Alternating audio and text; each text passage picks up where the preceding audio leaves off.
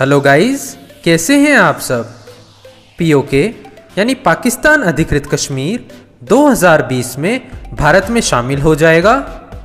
भारत सरकार का क्या प्लान है और क्या 2019 से ही पीओके को भारत में मिलाने का काम शुरू हो गया है।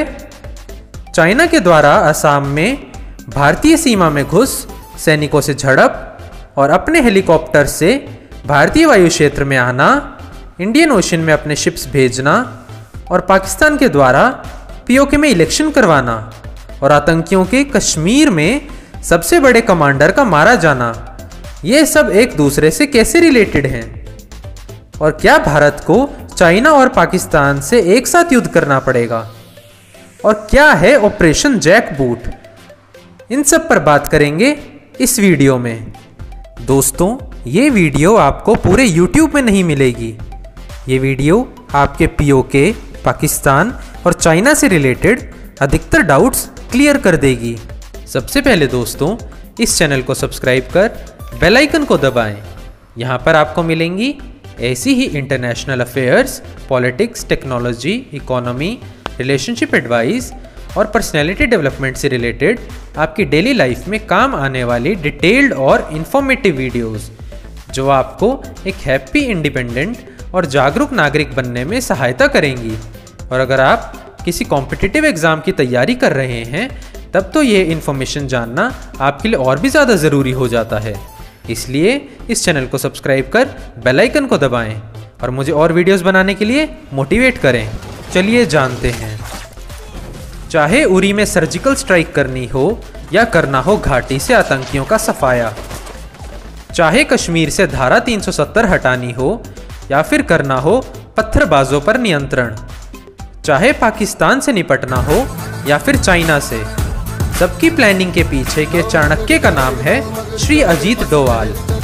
ये भारत सरकार के राष्ट्रीय सुरक्षा सलाहकार हैं। भारत सरकार ने संसद में ये ऐलान कर दिया था कि पीओके को भारत में मिलाकर रहेंगे और इस पर काम शुरू भी हो चुका है। पीओके को वापस लेने का काम शुरू हुआ घाटी के आतंकियों को खत्म करने से।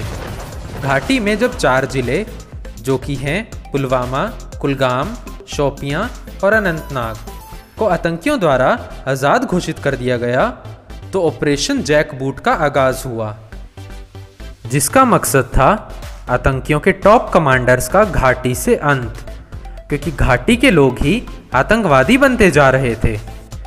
इस ऑपरेशन के तहत बुरहान वानी का 2016 में एनकाउंटर हो गया। बुरहान और उसके साथियों का काम था घाटी से आतंकियों की भर्ती करना और उसके बाद 2017 में एंट्री हुई रियाज नाइकू की। वो भी युवाओं और पुलिस वालों को आतंकी बनने के लिए प्रेरित किया करता था। ये सब जानकारी कि कितने आतंकी भर्ती हो रहे हैं, क्या हो सकता है आतंकियों का अगला टारगेट, ये एनएसए अजीत डोवाल के जासूस जो घाटी के ही रहने वाले हैं एनएसए तक सब जानकारी पहुंचाते हैं।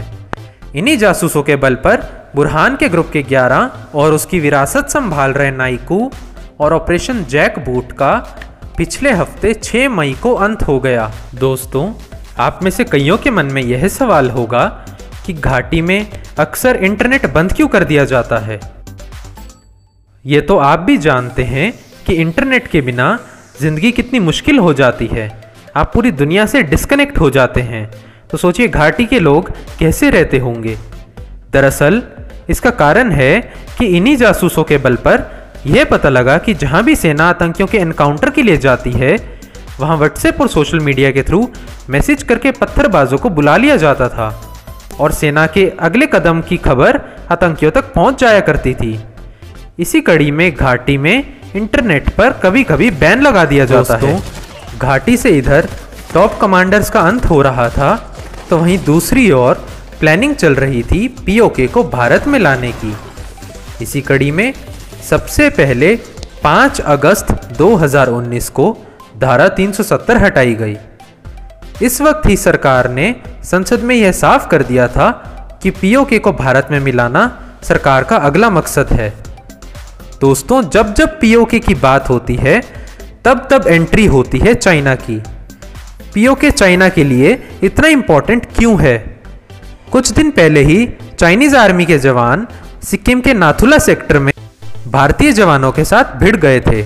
यह खबर सामने निकल कर आ रही है दोस्तों कि चाइनीज सेना मुगुथांग में घुस गई और उनके मेजर ने चिल्लाकर बोला, सिक्किम तुम्हारी जमीन नहीं है। इस पर भारतीय सेना के कॉलोनल ने भारतीयों की ताकत दिखाते हुए एक पंच में उस चाइनीज मेजर की नाक और दूसरे पंच में उसके दांत तोड़ दिए और वो नीचे गिर गया।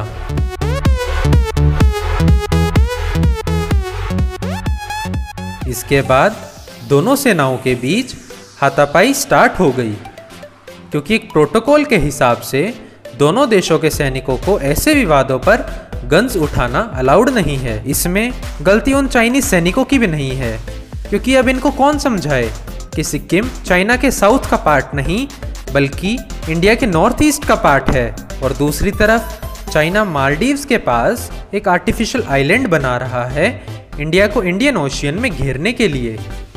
और लद्दाख में चाइना ने अपनी सीमा में सेना डिप्लॉय कर ली है। आखिर क्यों इतना इम्पोर्टेंट है पीओके चाइना के लिए? ये सब इसलिए क्योंकि पीओके से होकर गुजरता है चाइना का वन बेल्ट वन रोड, जो उसे सीधा यूरोप से जोड़ेगा। भारत को पूरा घेर लेने का प्लान है चाइना का।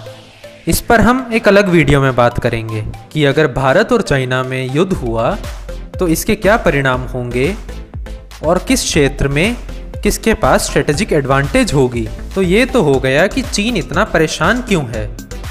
अब जानते हैं धारा 370 और ऑपरेशन जैकबूट के बाद क्या हो सकता है अगला कदम भारत सरकार का।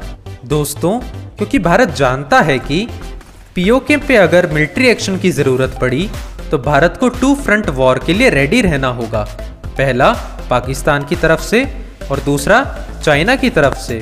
इसलिए भारत ने IBG का गठन किया और IBG दोनों सीमाओं पर एक्शन के लिए अब तैयार है।